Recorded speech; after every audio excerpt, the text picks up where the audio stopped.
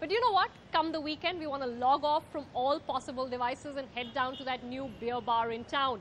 Now, beer we've loved, and that has not changed. But what has changed is the kind of beer we love. It's no longer just the local brews that we have access to. It's all those exotic foreign brews, and that's what's luring in the customers now. And that's what's taking the beer market to a new high. Nikhil and Amdar on the choicest of assignments.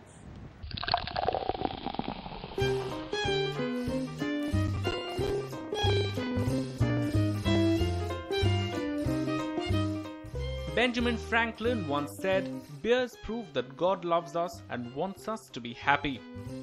And it was this maxim that former Carlsberg India MD and now entrepreneur Pradeep Gidwani kept in mind when he launched the Pint Room in Delhi 20 months ago.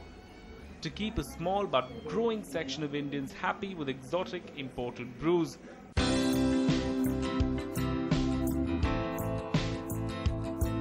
From the Ho Gardens to the Amstels to stouts like Murphy's and Guinness or a fresh Stella from the tap, people like Pradeep hope these imported brews would do to the Indian beer market what Coffee Day and Barista did to the humble South Indian filter coffee. People are now quite willing to pay 100 rupees for a fine cup of coffee because you enjoy it and it's a nice meeting up place here. And that's pretty much what I think can probably happen with beer. If I look at beer again is extremely casual, it's easy, it's all about meeting up with people, it's about friendship, it's very casual and down to earth there. And that's the space that we're really trying to create here. So you can have one coffee, but you can definitely have more than one beer here. So many more have capitalized on this growing lure of the frothy drink from foreign shores. The Irish House, Woodside Inn, the Beer Club and Sammy Sosa's are among the 300-odd establishments in the country that are selling foreign beer like hotcakes. As Indians rapidly develop a taste for exotic international brews, the imported beer market in the country, which currently stands at 3 to 4 lakh cases annually, is growing at between 40 to 50% every year, with more than 30 to 35 brands having made their way into the country in the last year and a half.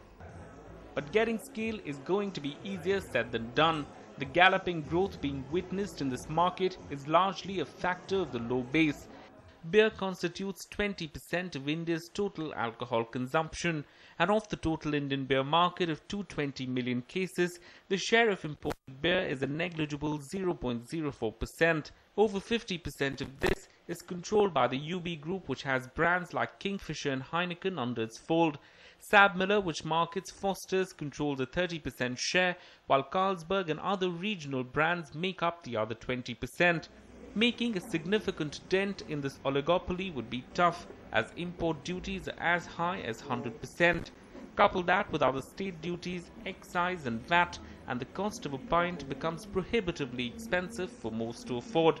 The average cost of an imported beer in a pub, for instance, is between 400 to 600 rupees for a pint, compared to 150 to 200 rupees for a locally manufactured brand.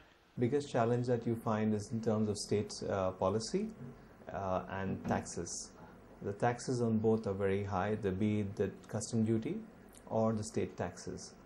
So, scaling up remains a challenge, and it will be some time before a wider section of the Indian population can have a taste of exotic imported brews.